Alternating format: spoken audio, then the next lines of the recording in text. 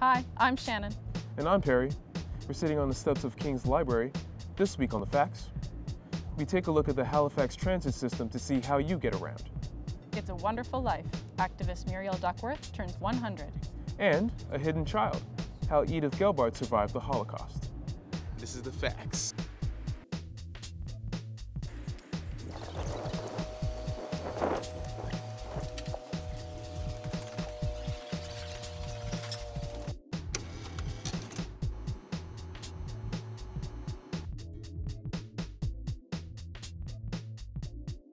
You're watching The Facts, a weekly news program produced by King's TV Journalism Workshop. How do you get around town? Chances are if you use the transit system here, there are things that you would like to see change. One of the newest ways to commute is the U-Pass. It's a pass that lets university students travel by bus anytime they want. Cheap. There are more than 30,000 university students in Halifax. 2/3, that's 23,000 students, pay for an annual transit pass as part of their tuition. This is what the U-Pass looks like. It costs $116 a school year. So let's do the math on U-Passes. 23,500 students, all at $116 each. That comes to $2.7 million. All of it going to Metro Transit. So what do students get for this? We decided to conduct a highly unscientific experiment.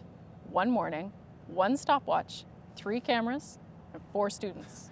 Including yours truly. Here's what happened.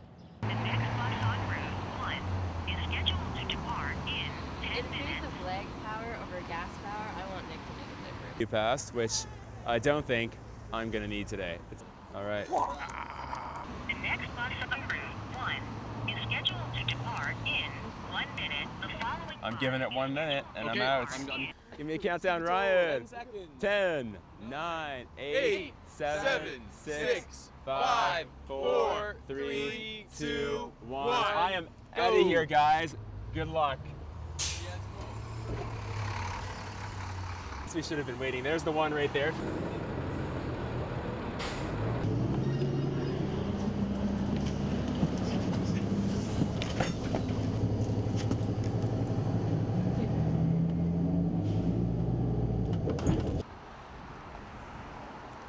And just because kids at home are watching, we will not make any illegal crossings. All right, guys, it's 8:43 on the bus.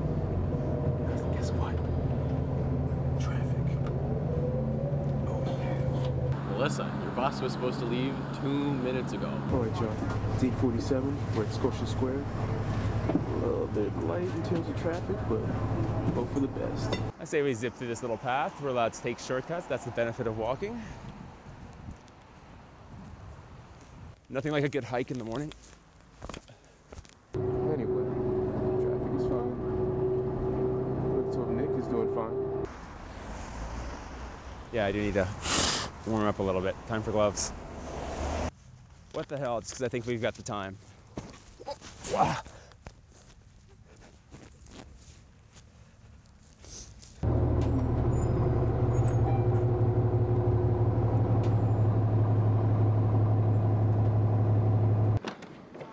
And I have arrived. It is 9:01. Final time, final time. Yeah. You know what? Interesting experiment, guys. Let's see how Nick is doing. We're at Scotia Square and we're running a little bit late. We should be at school in about 10-15 minutes. This is Vernon Street and I Don't Know Street at 9:04. 9:11. We're just at Coburg Road. Where's the hop, skip, and a jump from King's. It's 9:13. We're right outside the public gardens. And You are here. we did not beat the first bus, but we definitely beat the second bus. So if you missed the bus, it's worth walking, I guess. So it's about 9:17. We're getting off the bus in 2 seconds and we'll meet everyone at the TV room. All right, welcome back. All right, so would you have rather walked? No, because it was really cold out. I would have preferred sitting on the bus for 40 minutes than walk. Okay. That looked like fun. It really was a lot of fun. but it was a good experiment to have. In conclusion, if you do miss the bus, we recommend that you start walking. Traffic or transit? Email us your worst story at kingstvnews@gmail.com. Bikes, buses, cars, and pedestrians. There's a lot of traffic on the streets. There's a new group in Halifax trying to make bikers and motorists just get along. But, as Melissa de Costanzo reports, the Cycling Coalition still has a lot of work to do. Cycling in the city. It can be quiet and peaceful.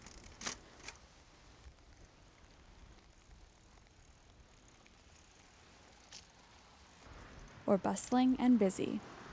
Enter the Halifax Cycling Coalition, Halifax's first cycling advocacy group. Its goal is to bring the cycling community closer together, but this community also includes motorists. Steve Bedard is the Director of Education and Advocacy for the group. He says motorists and cyclists need to be on the same page.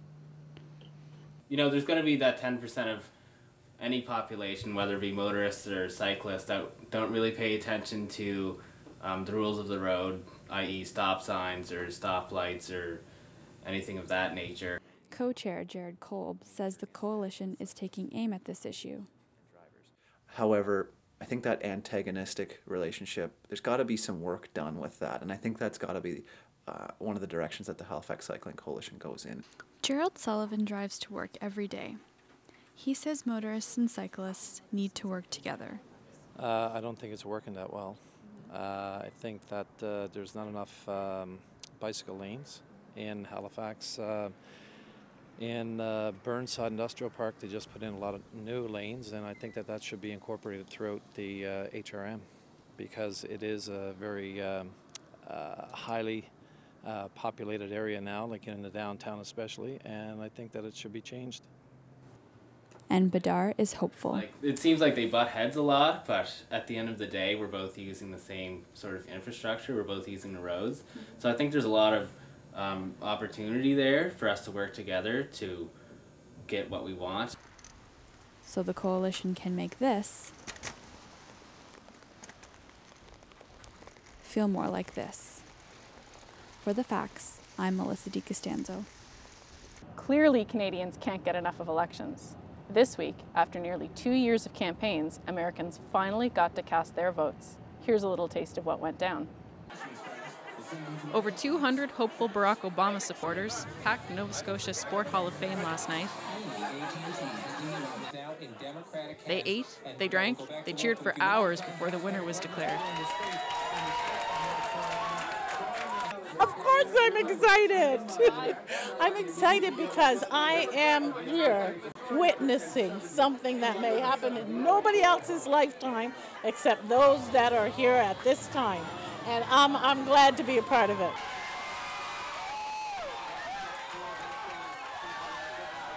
Celebrations continued till the early morning. For the facts, I'm Shannon MacDougall. Coming up on The Facts, free speech and lots of it. Some of Canada's most outspoken columnists came to King's last week. Stay tuned.